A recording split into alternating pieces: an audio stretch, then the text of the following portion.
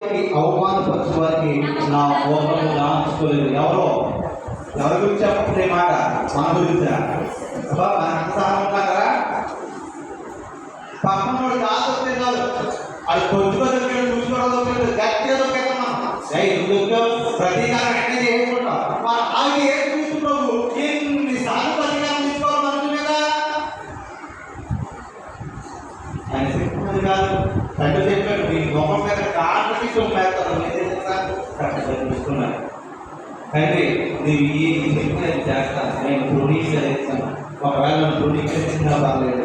నా ముఖము ఎలాగగా ఆయన త్వరలో మాట ఉమ్మి వేయ వారికి అవమానము ఆపత్తి వారికి నా ముఖము దాచలేదు. ప్రభువు నాకు సహాయం చేయబడకుండా నేను సిగ్గుపడలేదు. ఏ ప్రభువారు సిగ్గుపడకుండా బాధపడకుండా ఎందుకు వస్తున్నాడు తెలుసా? దేవుడు చెప్పాడు, నిన్ను వాళ్ళందరినీ కూడా రక్షణార్థుగా పెట్టాను. ఏది జరిగిన ఏం తెలుసా? పోల్చుకోవాలి. ముఖమైన వేశారు. ఇక ఆయన చెంపలు ఉపయోగించేటప్పుడు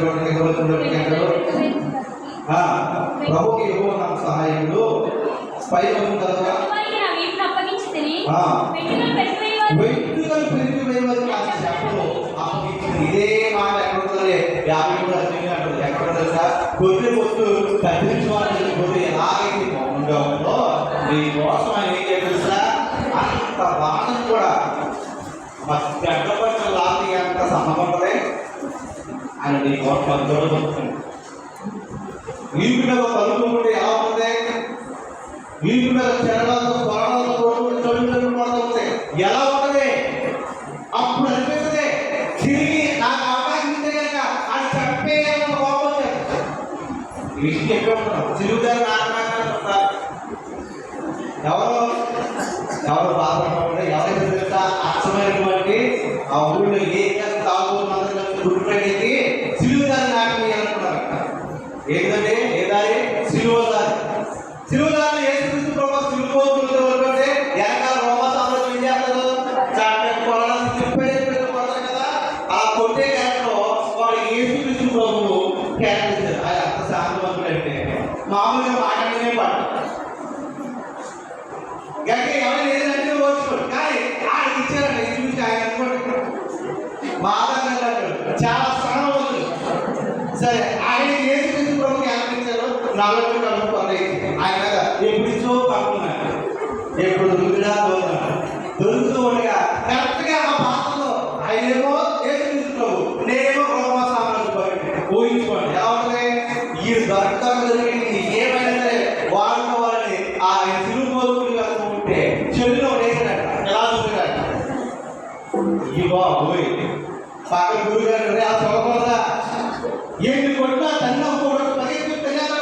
నువ్వు మాట్లాడడం సైలెంట్గా ఉండాలి. అప్పటికే ఆగేస్తున్నాడు మనోడు. బీపీ ఎక్కడ చూపి తెలుసా? నష్టాలను కట్టేసి వీడికి ఎప్పుడు చెప్పారా చూడండి. ఏ రెండో తప్పడా ఫీలింగ్స్ కూడా అనుకున్నాడు. సిల్వరే కానీ అరే నువ్వు కొట్టబోతున్నా రోజుకో ఏ తీసుకున్నావు కొట్టలేదు. నా అవగాహన నేను సంఘాలు చంపడం కదా. ఇక్కడ సీఎం పడాలని వేయాలంటే సైలెంట్గా ఓసుకోవాలి. ఎక్కడ వెళ్ళాలి? తప్పాలని తనకి వెళ్ళాలి. అక్కడ తీర్పులు జరగాలి. పునరుద్ధరణ అప్పుడు ఏం చేయాలో ప్రయత్నిస్తారు. అది మా 3 4 ఈ లోపం వచ్చి తిరగబట్టేసారు. ఏంటి ఎవరు రామాయణంలో యేసుక్రీస్తు ప్రభు రామాయణి యేసుక్రీస్తు ప్రభు వ్యాఖ్యానికి ఈ 4 దెబ్బలకి ఏమైపోయిందంట? ఉగ్రోజు మాత్రమే కానీ అవసరం గుర్తపోయాడు. పనోపుతో ఉంటాడు. ఏంటా అంటే మనం చేసుకుని ఎలా ఉంటాయి ఓర్చుకోలేదు అన్నమాట. ఆయన ఏం తెలుసా? నీ బాస్ ఏం చేసాడు తెలుసా? అన్ని ఓర్చుకుని అంటాడు, ఎడవన్నాడు. ప్రభుకి ఎక్కువ నాకు సహాయం చేయవాడు కనుక నేను సిగ్గుపడలేదు. నేను సిగ్గుపడి నా కుటుంబం సిగ్గుంటే ఆశీర్వాదం చేసుకుంటుంది. మన నీతి మందిగా చేసేవాడు ఆశ్చర్యమై ఉన్నాడు. నాతో వ్యాఖ్యమాడేవాడు ఎవరు? మనము కూడుకొని వ్యాఖ్యమాడము నా ప్రతివాది ఎవరు? అతని నా యొక్క రానికో ప్రభుకి యెహోవా నాకు సహాయం చేసి దేవుడు మాట తెలుసా? మీరు ఎన్ని చేసుకున్నా ఏమనుకున్నా నాకు సహాయం చేసేవాడు ఎవరు అంటే తెలుసా? నా తండ్రి అయిన దేవుడు నాకు సహాయకుడిగా ఉంచుగా కాబట్టి మీరు ఏం చేసినా మీ ఇష్టం. నేను బాధను అనుభవించినా కానీ ఏం చేస్తా ఓర్చుకుంటాను. యేసుక్రీస్తు ప్రభు జీవిత తెలుగులో మాత్రం ఎవరు తెలుసా ఎక్కడ కోపపడిన విషయం కనపడుతుంది. ఆయనకి అన్ని తెలుసు. ఆయనకి ఈ లోకంలోకి రాకముందే జరగబోయే ప్రణాళిక అంతా తెలుసు. అయినా కానీ అలా కడుతో చూస్తూ ఉన్నాడు తప్ప రేపు పొద్దున అప్పగిస్తామని అన్నాడా? చెప్పండి. నిష్క్రియ కూడా పెట్టింది కదా, దూరం పెట్టిందంటే డబ్బు తగ్గి కూడా ఆయనకి ఎంత నమ్మకం చూడండి. ఎవరినే తన అప్పగించే వాళ్ళు ఎవరు ఇస్రాయేలు యోధాను తెలుసు కూడా ఆయన దగ్గర సేవ చేస్తూ వచ్చిన డబ్బు ఆయనకి అప్పగించాడు, ఆయనకి ఇచ్చాడు. మనమైతే ఎవరైనా మనం మాట దూరం పెట్టేస్తాం అని గొప్ప ఎక్కడ ఉన్నాం. ఆయన అన్ని తెలుస్తానికి ఎందుకని తెలుసా? ఆయనకు ఒకటే దేవ తెలుసా, ప్రభు యొక్క యెహోవా నాకు సహాయం చేయను, నా మీద నిరస్థాపన చేయవారు ఎవరు? వారందరూ వస్త్రములు పాతకి పోదులు చిక్కుపెట్టిన వాళ్ళని. అది ఆయన ఉద్దేశం ఏంటి తెలుసా? వీళ్ళందరూ కూడా ఏం చేయబడతారు? కొంతకాలానికి పాత కూడా చిరిగిపోతుంది చూసారా? పాత కూడా చిరిగిపోయినట్టుగా వీళ్ళందరూ కూడా ఇన్ని నేలలు మోపి ఇంత దైవదర్శనం చేసిన వాళ్ళందరూ కూడా ఏమైపోతారు అంటే కనుక వాళ్ళ కాలానికి పాత కూడా పడుతుంది.